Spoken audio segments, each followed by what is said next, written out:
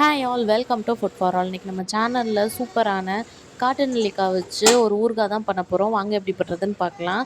First அதுக்கு ஒரு இட்லி பாத்திரத்தில் இந்த மாதிரி ஒரு ஸ்டீமர் பிளேட் வச்சுக்கலாம். அதில் நம்ம நெல்லிக்காவை நல்லா கழுவிட்டு இந்த ஸ்டீமர் பிளேட்டில் வச்சு நம்ம மூடி போட்டு ஒரு 15 to 20 நிமிஷத்துக்கு வேக வச்சுக்கலாம்.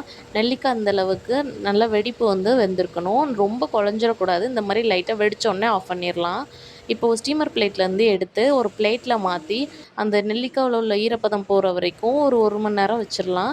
இப்போ அதை நல்லா விதையெல்லாம் எடுத்துகிட்டு ஒன்று ஒன்றா உதிர்த்து வச்சுக்கலாம். இப்போது ஒரு கடாயில் ஒரு 2 ஸ்பூன் கடுகு 2 ஸ்பூன் வெந்தயம் சேர்த்து நல்லா பொரிய விட்டு வறுத்து எடுத்துக்கலாம்.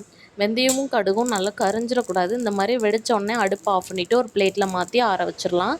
இப்போ அதே கடாயில் ஒரு 4 to 5 குழிக்கரண்டி நிறையா நல்லெண்ணெய் சேர்த்துக்கலாம். எண்ணெய் நிறையா சேர்த்து பண்ணும்போது ஊறுகாய் ரொம்ப நாள் கெடாமல் இருக்கும்.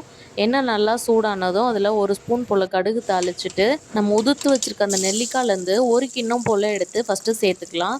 இது கூடவே ஒரு 5 ஸ்பூன் மிளகாத்தூள் நான் சேர்த்துருக்கேன். தனி மிளகாத்தூள் அதை சேர்த்துக்கலாம். நீங்கள் எண்ணெயில் டைரெக்டாக மிளகாத்தூள் சேர்த்திங்கன்னா அது ரொம்ப கரிஞ்சிரும், ஊறுகாயோட கலரே மாறிடும். இந்த நெல்லிக்காய் சேர்த்துட்டு வரமிளகாத்தூள் சேர்த்து இந்த மாதிரி கிளறி விட்டுட்டு அதுக்கப்புறமா நீங்கள் மிச்சம் இருக்க நெல்லிக்காவெல்லாம் சேர்த்திங்கன்னா கலர் அதே மாதிரி இருக்கும், மாறாது.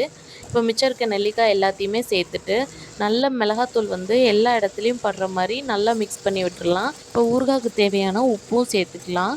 உப்பு சேர்த்துட்டு நல்லா எல்லா இடத்துலையும் மிளகாத்தூள் படுற மாதிரி நல்லா கிளறி விட்டுடலாம். கிளறி விட்டுட்டு ஒரு 10 நிமிஷம் மட்டும் அது அடுப்பில் இருந்தால் போதும்.